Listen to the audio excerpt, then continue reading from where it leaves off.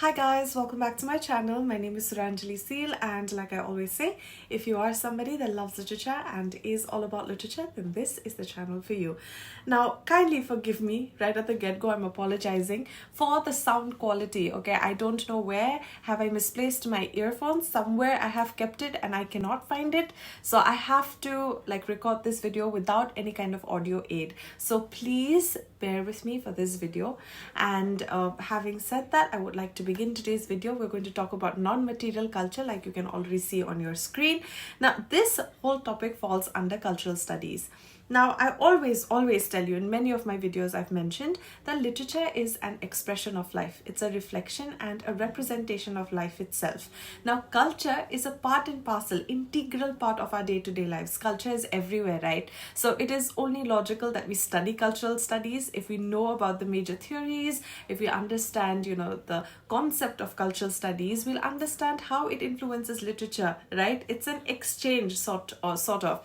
Literature and culture and life are interrelated. Okay, so where there's culture, there will be literature. Where there's literature, there's always going to be life. Inspired. Okay, literature is inspired by life. So it only makes sense that we study cultural studies. Now, you see, we have the definition of culture. We have the different schools that study cultural studies, that propound cultural studies. We have the major writers and theorists who actually propounded cultural studies. We have Stuart Hall, Richard Hoggart, we have Raymond Williams. These are well-known names that have, these are the personalities that have contributed significantly to the field. So we will study about all of them, but right at the get-go, we have to understand what is culture, right? Now, under culture, we have material culture and non-material culture. Once you understand these two, you will understand what is culture. So for our first video under this cultural studies series, we're going to look at non-material culture. So without any further ado, let's begin with this video for today. So right in the beginning, okay, we are going to begin with the definition of non-material culture. Now, I'm pretty sure that all of us have an idea of what non-material culture is. I am beginning with non-material culture. Traditionally, you would expect me to begin with material culture. What is material culture? But material culture is so easy, okay? It is everything that we can perceive with the five senses. We all know this, okay? I'm going to do it in the next video, but I'm still giving you a gist. Material culture is all of those tangible objects. Tangible means things you can perceive with your senses. Your five senses of smell, of touch, of taste, of vision, of hearing. Everything that you can perceive with your senses, no? It's something that you can feel, you can taste, smell, everything. You can see, hear. All of these things are tangible objects. So that's material culture. The clothes you wear, what you see on TV, the kinds of songs you listen to, all of that. Non-material culture refers to the intangible and abstract aspects of society. So we have to understand what do we mean by intangible. So intangible are those things that are not perceived by the senses. Something that you cannot smell, something that you cannot taste, something that you cannot feel or hear. It's just there, okay? So those are intangible things. For example, like what? Beliefs, values, norms, language, and customs which are not physical objects. So when you go to material culture, the kind of dresses you wear, you can touch, you can feel. The kind of food you eat, you can taste. The kind of music you listen to, you can hear. And the kind of movies you watch, or the kind of anything that you can see is part of your material culture. Non-material culture is intangible things, values. Can you feel, taste, smell your values? No, but it's there, no, within you. So that is, those values, right, are intangible. Non-material culture are non-material things that you cannot touch, feel, perceive with your senses. These are abstract things. So values, norms, languages, customs, which are not physical objects, okay? Now see, values, norms, language. You might say that, okay, we all know the definition of this. What is so hard about cultural studies? What is so hard about this definition? There are so many close definitions, okay? Values and norms, we can, if you know suppose you know what are values, can you for sure tell me what are norms? There are differences between values and norms. Their definition is closely related. There's so many similarities between the two, but there are differences also between values and norms. What are values? What are norms? What is value? What is customs? In our video today, we're going to look at all of that. Differences between values and customs, values and norms. What are they? We're going to look at in detail. So now we're going to go ahead with the definition, these ideas, okay, shape how members of a society think, behave, and interact with each other, providing a framework for understanding the world and social rules. So what they're saying is non-material culture exists, it's there, okay, even though we can't see, touch, smell, and hear them, it is there, okay. And these are the ideas that shape how we think. These are the things that shape how we interact with the society, how we behave, how I talk to you, how I treat you. Okay, just common sense. The way I treat you, the way I interact with you shows my culture, shows my values, shows, the way I talk, okay, my language, what language I speak in, the way I treat you, my values. If I treat you with kindness, kindness is a virtue. These are my values. I believe in honesty. I believe in hard work. I believe in loyalty. So these are my values. It's integral to me as an individual, right? If you talk about beliefs, my beliefs will guide my actions, right? My belief system, whatever's there inside this head and whatever this brain thinks and believes, whatever my mind believes, is going to guide my values, is going to guide the way I act. So all of these shape how we interact with the world. And I'm repeating, literature is a reflection of life itself. So when we actually draw out a character, you will know this. If you're a literature student or a lover of literature, you will know this, that each age has its traits. Every time you pick up, say, Charles Dickens' novel, if you pick up Hard Times, it will reflect the age. The characters are inspired by the age. Why? Because, they're depicting the culture. That age has that culture. It's depicting the culture through the characters. So again, literature, culture, life is interrelated. So we're going to start with our understanding of what are values. What do we mean by values? Abstract, deeply held principles that determine what is important to you. So these are principles that guide your action, principles that guide how you treat people, how you live your day-to-day life. So if you're sitting in an exam, okay, and you're cheating, so that's your value, okay? That means you do not value honesty, okay? You lie, you cheat. If you're treating somebody with kindness, that's your value. Values, always remember, values and beliefs are individual. Your values and my values might be similar, might not be similar also. It's individual. It's how we grow up, how we take in the society, while growing up, what kind of environment we're in, what kind of good, bad environment we're in, influences that we get, those shape our values, okay? So these are abstract, deeply held principles that determine what is important to you. So see, how is it important? I'll just tell you, okay?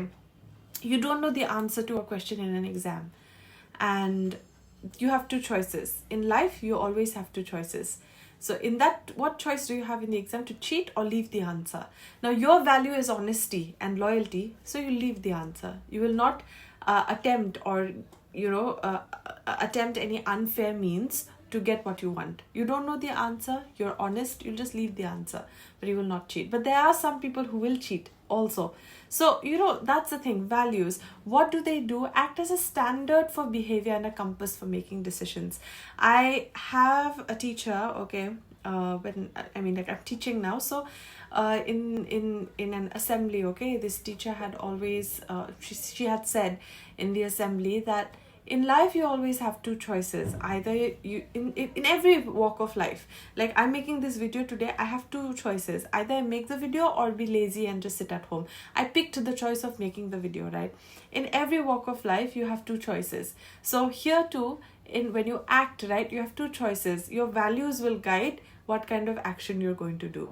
Like I said, every walk of life, every minute, you have two choices, and the outcome of your life depends on what choice you make.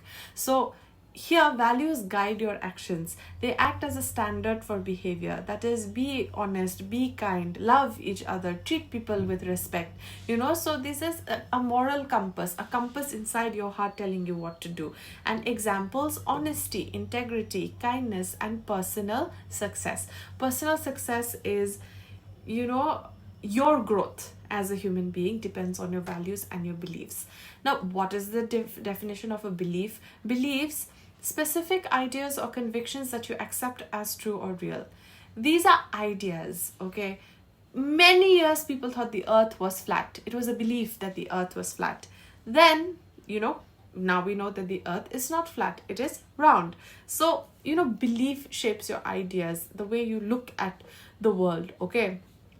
I'll tell you, just take me at face value. Don't take me literally. I'm just, for the sake of example, I'm saying, okay, some of you might say that global warming is happening, okay, and you want to support the environment.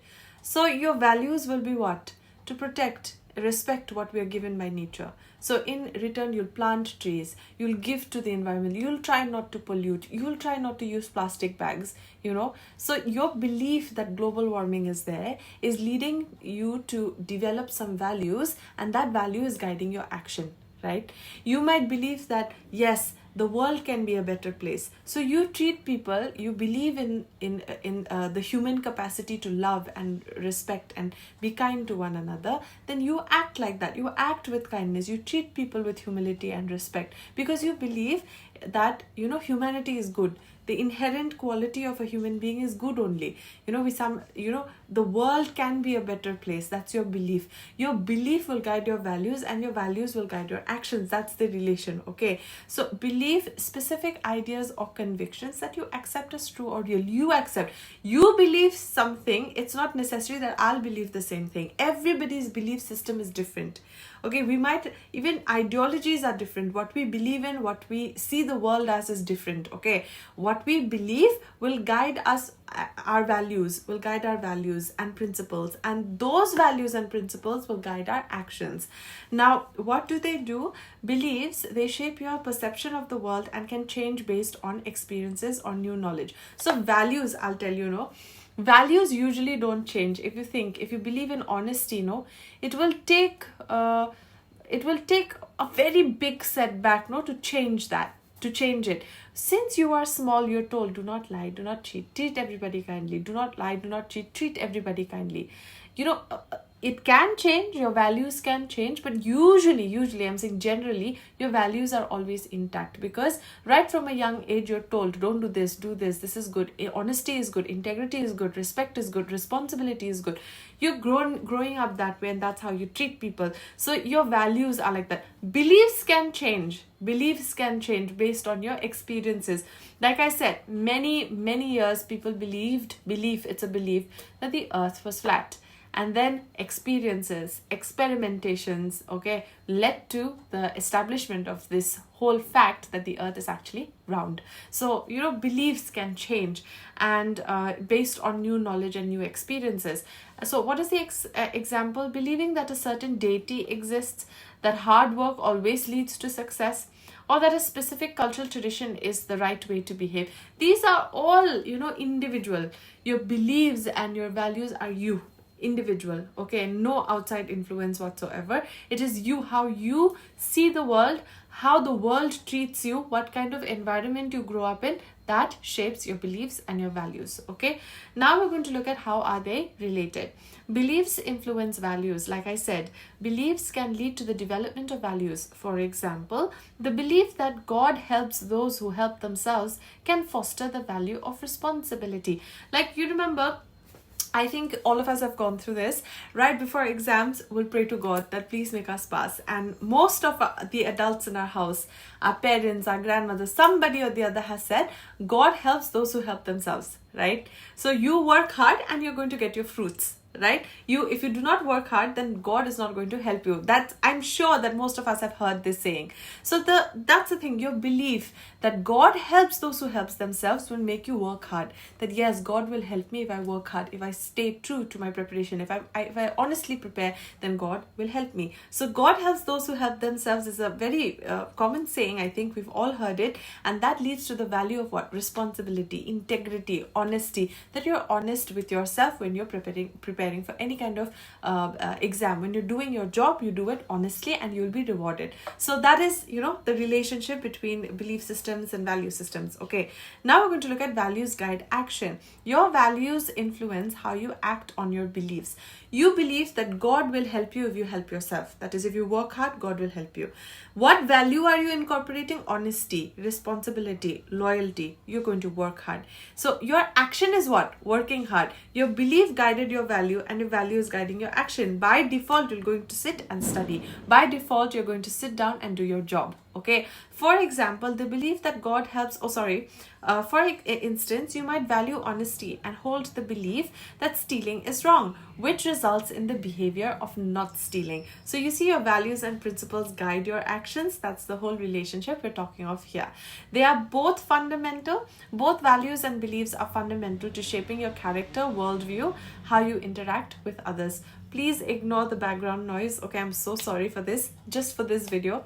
Video and the next video, probably the one that's coming out this week, because I have misplaced, or to get a new headset or a mic. So please bear with me, okay? So anyway, coming back to the topic, they're both fundamental. Values and beliefs are fundamental to shaping your character, worldview, and how you interact with others. You know, when you meet somebody, you see two people are never the same. It's because their beliefs and values are different. The environment and the thinking that they come from, it's all different, okay? So this is the most easiest part. Values and beliefs are the easiest concepts under culture, okay? What is culture? Not material culture. These are the easiest. We're going to go to the tricky ones like norms and language, tradition, customs. These are very tricky. They're very closely related, their definitions, but we'll look at their differences, okay? So we'll have this whole concept cleared out once and for all. So let's move on to the next slide.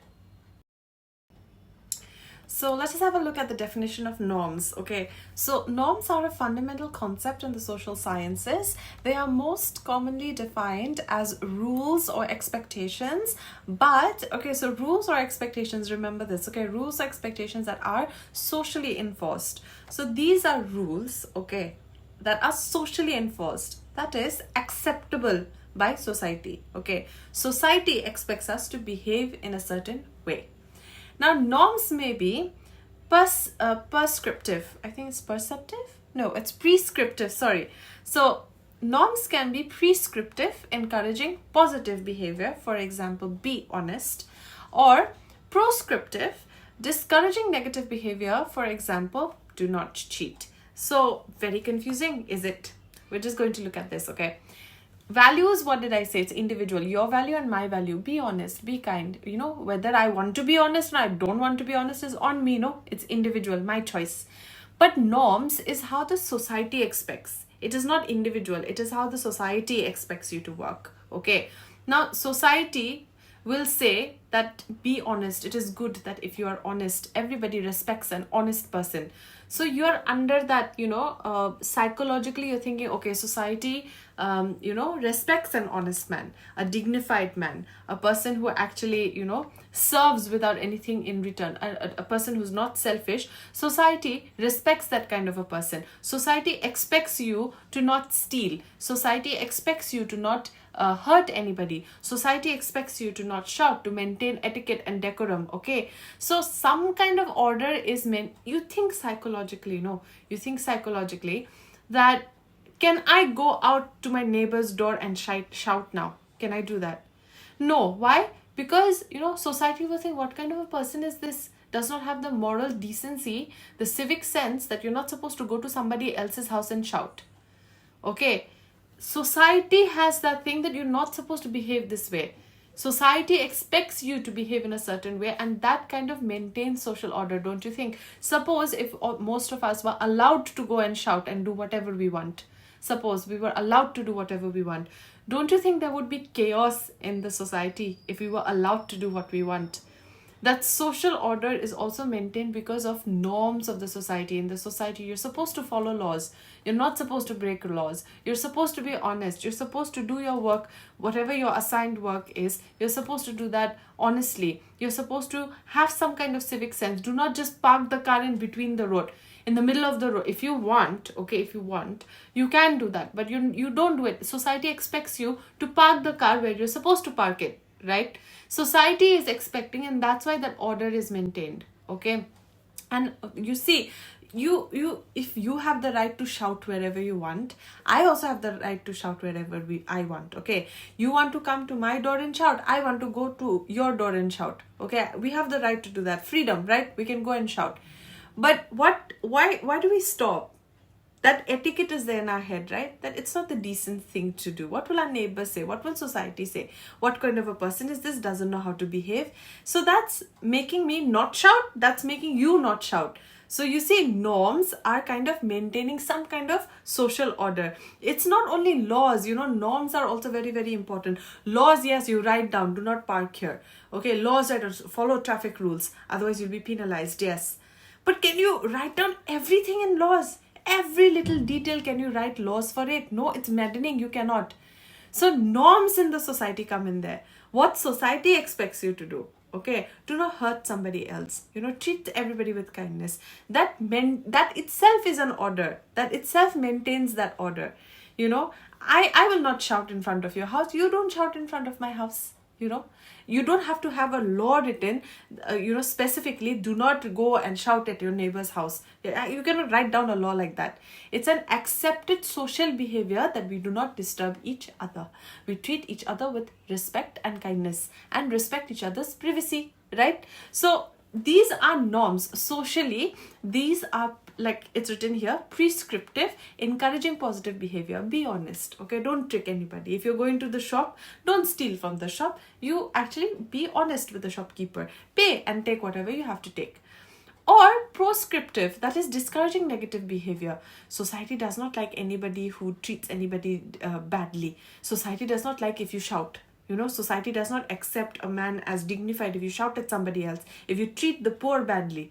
Okay, if you treat the poor badly, then society doesn't like that. So, you're kind of maintaining that social order. It's not just laws, but norms also that go a long way into maintaining social order, into maintaining harmony in the society, okay? So, the term is also sometimes used to refer to patterns of behavior in internalized values. Internalized values. That, yes, you have to be honest. We expect everybody to be honest, to treat people and each other kindly. So, norms and values also, you see, values, again, I'm telling you, is individual. Norms is what society expects you to do. It's not society expects you to do, it's what socially accepted behavior. You're supposed to behave this way. That in itself maintains social order. Norms are important for their contribution to social order. Again, I'm telling you, you cannot have, suppose like now I'm at home, okay, this is my private space. Imagine I'm day in day out shouting at my brother, and day in day out my brother is shouting at me, like just yelling the whole day. Don't you think my parents will go mad? They'll be like, what kind of children are these in the house? So what we do is, keep quiet, maintain that dignity. Of course, you'll have fights, but do not cross limits. Otherwise, what will they say? What kind of a house is this? Whole day they're shouting. What kind of a house is this? Societal norms that, yes, maintain decorum, maintain the peace of your neighbors at least. Do not infringe in each other's lives. Maintain this kind of decorum. You can park in the middle of the street. You can come and park, say, in your neighbor's lawn also, but you don't do it. Why don't you not do it?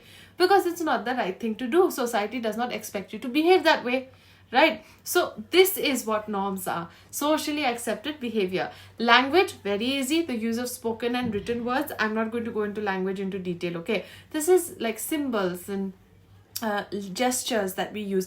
Language can also be gestures. First things first, of course, sign language. If you know sign language, A, B, C, D, E, F. I think this is F, G, H, I, J, K, L, M, N, O, P. Then Q, R, S, T, U, V, W, X, Y, and Z. Now, I might be wrong in a few of the sign languages, few of the letters, but this is sign language. It's gestures, right? I did it with my hand. So this is also part of language. Another sign language, this, namaste, salute, right? This and this. So all of these different kinds of, this and this, all of these different kinds of salutes are also gestures. This is also part of language, right? Nowadays, I swear, okay, nowadays, some of my students also, I see them going through different, abbreviations that they use in your WhatsApp, all the abbreviations that we use nowadays in our text messaging, all of that is also part of language. Language, anything that helps us communicate with each other. Sometimes we wink, with, or with the eyebrows, we do this, like all of those things are also language. These are symbols, these are, gestures, these are, spoken and written words. Anything that helps you communicate with each other is language, okay? So this is all language. Then we have symbols. Symbols objects, gestures, or words to which a culture gives a particular meaning. Namaste, hello, okay? Welcome, all of this. These are all symbols, okay? Symbols, meanings, okay? A head shake is a greeting at a wedding. Wedding ring symbolizes commitment. You're wearing a wedding ring symbolizes commitment. So, like for example, in some cultures you wear a wedding gown which is white in color. That is also symbolism. Everything there is symbolism. Then suppose, for example, we have the Red Cross, we have different organizations with their logos. That is also symbolisms. All of these that communicate something, that have a meaning, are all symbols. Okay, now we're going to go to customs and traditions. Now, customs are habitual, accepted ways of doing things, while traditions are those customs, beliefs, or practices that are passed down through generations. I'm going to give you a clear cut, easy explanation of this. Okay, now see, customs can be everyday actions like shaking hands. Hello, shake hands. Okay, while traditions are often more significant. Namaste. Okay, our traditions passed on generation after generation, touching our elders' feet for blessings. Generation after generation it has come down. Okay, so what I am saying is this, that customs are like everyday things that you can do. Okay, nowadays you have so many hand gestures and so many things, okay, that we do to indicate some kind of symbol or some kind of language with each other. Okay, hand gestures. Once was this peace sign, I remember this sign, I remember this sign. There's so many other signs. Okay, then new languages that have come up, all of those things. Now these are the customs that every day. Now if it is passed on from generation after generation, something that has stood the test of time, something that has gone on and on for many generations, it becomes traditions. Like I said, our tradition to touch our elders' feet, it is not something that was just maybe a yearly thing, that for a year we touched our elders' feet and done. No, generation after generation, our grandmothers, great-great-grandmothers, great-great-great-grandmothers have done this. It's a tradition. Okay, anything, like say if you go for Diwali, Durga Puja, generation after generation, okay, it's a tradition, we do it. Okay, Christmas, okay, New Year, generation after generation, we do it. Okay, so it is, custom is any day-to-day action, activity that we do. A custom that goes on and on for many years, many generations, becomes a tradition. See, I've given this in a highlighted box. When a particular gesture like namaste, or behavior like touching everybody's feet, or event like Diwali, like Christmas, like New Year, like Durga Puja, all of these, okay, or act is repeatedly performed, okay, it becomes a custom. Repeatedly, you do it repeatedly. Okay, you see anybody shake hands, hi, okay, or high five, whatever it is, repeatedly if it is happening. When this is done for a long time and passed down to future generations, that is, your grandmother passed it on to your mother passed it on to you, and you are going to pass it on to your children, it becomes a tradition. Now, customs are common social practices that are followed by the majority of people in a society. So this is norms, customs, traditions, and values. Now, just think about it. What did I say? Values is individual, honesty, integrity. Norms are also rules and expectations. Prescriptive is be honest, and proscriptive is do not cheat. Similar, customs, accepted ways of doing things. Norms, expectations that are socially enforced. Confusing, similar, no, but they are not. There are differences between the three, and we're going to look at all of that in the next slide. So let's get right into that. Now, very important difference between values and norms. If you understand this, you have understood non-material culture all in all. You'll understand what is culture, okay? There's nothing else to explain. This is your day-to-day life.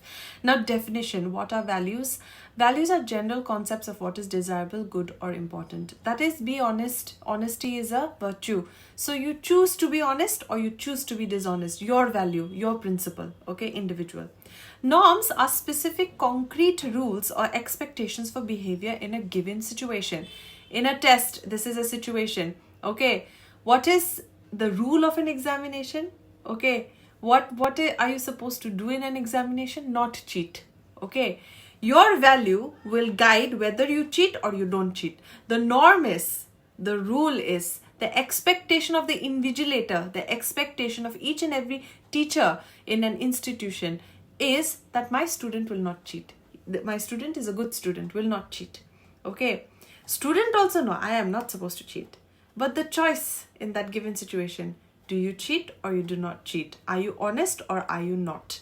Okay, so this is what it is. Norms are expected ways you're supposed to behave. For example, I'll tell you, okay, in our school, right, after assembly, whenever we had to go back to class, they used to always say, maintain a single file, walk in a single line. And you know, we used to have our school captains. I myself have been a school captain as well. So we used to stand in different positions, right? One captain here, one captain here, one captain. And we used to monitor the line. Okay, we used to monitor the line. Trust me, no one broke the line. Everybody walked in a single line only. I mean, if one girl could move out of the line, right? But we still followed. We followed till we reached class. So, you know, the norm, expectation is, you know the rule that in school, you're supposed to behave in a rule, you're not supposed to be unruly, you're supposed to follow the rules. You're supposed to walk in a single line. So for thousands of students studying in that school, or hundreds of students studying in that school, imagine after assembly, all those hundreds of students are going back to class. But it is so organized. Why? Because we knew that we have to walk in a single line. We are not going to break the line. Okay, we're going to walk in a single line. So norm, concrete rules or expectations of behavior. No one will break the line. You go. You're supposed to reach exactly at 8 o'clock to school. You're supposed to leave at 2:30. You know, expected, you know the rules, you behave accordingly. You know, behave, follow the rules, behave accordingly. Behave in a good way, okay? And it's your choice. Whether I break the line or not, whether I come to school late or not, whether I cheat or not. That is your value. Okay, that is your value. Now, nature of values, like I said, is abstract. You cannot perceive with your senses, okay, and broad principles. And norms, concrete and specific actions or behaviors. Okay, whenever your teacher entered the class, was there somebody, a police officer standing and saying, stand up, wish the teacher? No police officer was standing there. No principal was standing there. But the moment the teacher enters the class, we stand up and we say, good morning, miss, or good afternoon, miss. We always used to say that. I mean, that's like nowadays also when I see my colleagues or my teachers, I always wish them, good morning, miss. It's set in my behavior. Whenever I see the sisters also, I'm like, hello, good morning, sister, good afternoon, sister. I always say it. Why do I say it? Because expected way of behavior. Nobody's forcing me to say it, but I say it, right? So, you know, norms are like that, concrete or specific actions or behaviors. When a teacher enters into the class, you stand up and wish the teacher. It's the thing that's you're supposed to do, right? Now, a function. Provide underlying reasons and justifications for social behavior. Underlying reasons. Oh my God, you're helping a poor person because you're kind, right? Okay, everybody is your friend. Okay, your friends love you so much. Why? Because you're loyal. You have such a good relationship because you're understanding. Okay, your siblings and everybody can depend on you because you're responsible. So, you know, they're giving you underlying reasons. Your values become your guiding principles. So they're your reasons why you are the way that you are. Okay, if you are helping somebody, why? Because you're kind. Okay, your brothers and sisters can depend on you because you're responsible. Okay, everybody around you is happy because you make people smile. You're honest, you're loyal. That's why. So your underlying principle make you who you are. And norms act as guidelines for how to act in specific situations to uphold values. They uphold the value of my school. Of course, we were taught discipline. Okay, you have to be punctual, you have to be disciplined. Okay, for that discipline, okay, my value told me not to break the line. Okay, all the girls, I can tell you, not even a handful, at least in my school time, nobody broke the line. Nobody. I've never seen any of my classmates, the younger students also, the class KG, class 1-2 students also, single file, and they also had this, put your hands behind your back and your finger on your mouth and walk in a single line. And they used to walk in a single line, you know, and we used to also, the seniors, we used to walk in a single file. That's like whole school life we've done it, you know, and it seemed so natural that yes, in a school setting, this is how you're supposed to behave. So this is the thing, act as guidelines. And examples for values: your honesty, your integrity, kindness, respect, fairness, and loyalty. It's our choice, okay? And norms: saying please and thank you. Like, nobody will sit here and write down a law that every time you buy something from the shop, you have to say thank you. but you say thank you because that is, the society, the norms, the guiding action that makes you polite. You take something from the shopkeeper and just move your head and walk. We've never done that. I've till date, I always thank. If I take anything from anyone, I always thank the person, because that person deserves it, because that person has given me something. So saying please, give me that. Some people I've seen in the shops, give me that. That's not a decent way to behave. At least say, please give me that. Can I please have that? Saying thank you after getting it, right? Everybody is doing their own job in life, right? So at least a little bit of please and a little bit of thank you. And waiting in line, not talking loudly in public, like you are sitting in a train. Okay, I've seen this when you're traveling in a train, and then some people very loudly play their mobile phones, right? So you have the right to do it. There's nothing wrong in loudly playing the mobile phone, no doubt. But imagine if there's a baby sleeping in your same compartment, and your mobile phone, you're using that mobile phone so loudly, and that baby wakes up and starts crying. Then that's on you, no? You woke the baby up. At least if you have that decency that somebody is sleeping or there's a little baby sleeping, so okay, let me turn the volume down. Norms, expected way of behavior. And or dressing professionally for a job interview. Now you have a job interview and you're wearing a slit dress, a backless dress, and you're wearing a mini skirt. That's not going to work. In a job interview, you're supposed to be very dignified, and you are supposed to project yourself as naturally as possible, not too out there, as formally as possible. So that is, norms, expected way of behavior of the society. And your values, your honesty, your integrity, your responsibility will guide you whether what dress to wear and how to look. Okay, so all of these things are the ways that society shapes us. Okay, this is right from when we are small. This is how society shapes us. So this is the difference between values and norms. Okay, we are going to, in our last slide, look at the difference between values and customs.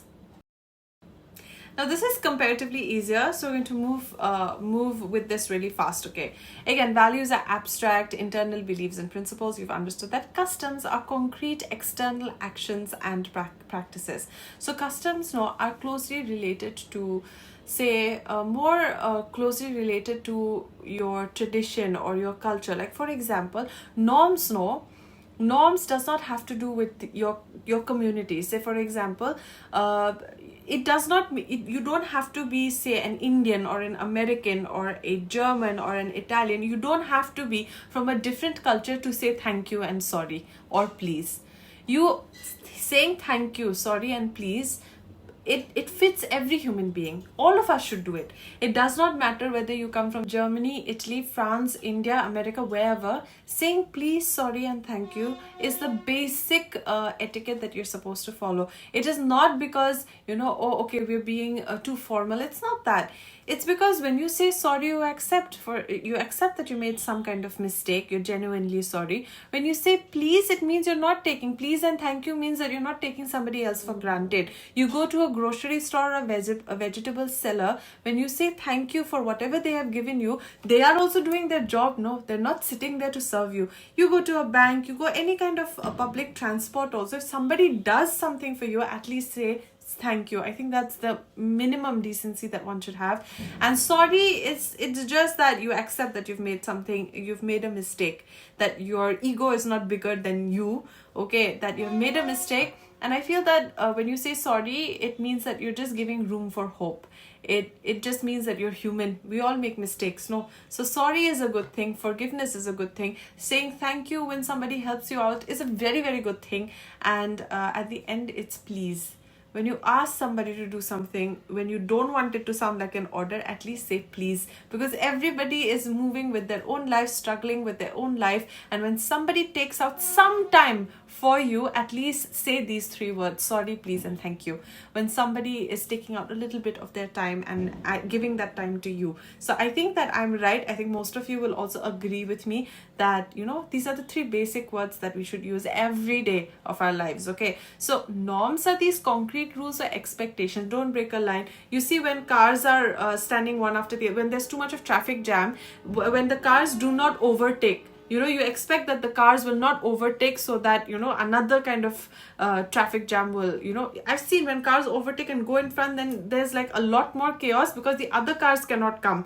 There's like they get stuck in between, so there's another type of chaos. So what you expect, when there's a traffic jam, when you're stuck in traffic, so the traffic will move slowly, you move with it. You do not try to overtake and cause another chaos. Okay, so move according to the rule. In school, do not break the line. Always wish the teacher when the teacher walks into the class. These are expected roles. Customs are related to your community. Like I told you, norms are for everyone. Sorry, please, thank you, don't break a line. If you're in traffic, don't overtake. Horn, honk, all of these things. Excuse me, when you sneeze, say excuse me. These are all norms. Customs are more related to your community, to your society, your immediate community and society where you live. Okay, so customs is like, for say, if you take armed forces, if you take say the army, so they'll salute. Okay, army, Air Force and the Navy, they have different types of salute. They have this armed forces, right? Their symbols and language, norms, customs are different. Those are customs, okay, handed down generation after generation. Okay, customs have to do with, say, family. Customs have to do with a community. Like, for example, we have Durga Puja. Okay, so Durga Puja, a community is handling it. Generations of people from that community have handed down, okay, to people in their community, generation after generation. Diwali, generation after generation. Christmas, generation after generation. So handed down. Customs are like that. They are also expected ways of behavior. When you meet somebody, say namaste, shake hands, fine. Norms are in general, irrespective of where you come from. Okay, and customs are concrete external actions and practices. Okay, for example, if you're like I said, if you're saying namaste or touching your elders' feet, that is integral to your community, isn't it not? So all of that are customs. Now, values, again, guide what is considered important. Customs are the visible manifestations of culture and values. Visible manifestations. Okay, like I said, touching the you show respect your elders. Customs, different cultures have different customs. One way of showing respect to elders is touching their feet. So visible manifest, you can see, if you touch somebody, an elder's feet, they say, okay, she's so respectful. It's like that. Okay, now examples: love, honesty, respect, and hard work. And customs: shaking hands, kneeling before an elder, or participating in a specific festival. Values can be individual or shared across cultures, and customs are specific to a particular culture, group, or society. This is the basic. Value is individual. I believe more commonly that value is individual. Different people value different things, different principles. They guide them. That's why two people are not the same. Also, cultures also, because honesty, integrity, I think that exists in most cultures. Most belief systems believe in the power of honesty, truth, goodness, kindness, love, respect. All of these, I think, every culture will advocate. These are good things. Okay, so this is values. And customs is specific to a community or a social group. I told you, a particular culture, group, or society follow a particular tradition, and a custom. That custom, generation after generation, will be handed down, and when it's around for a long time, it becomes your tradition. Okay, so in short, values are the why, the guiding principles. Okay, why are you helping that old lady? Because I'm kind. Okay, and customs are the how, the specific actions. Why are you touching that elder lady's feet? Because it's in our custom that's how we seek blessings. It show, if we're seeking the blessings of the elder, it is a sign of respect. So this demonstrates those principles and actions.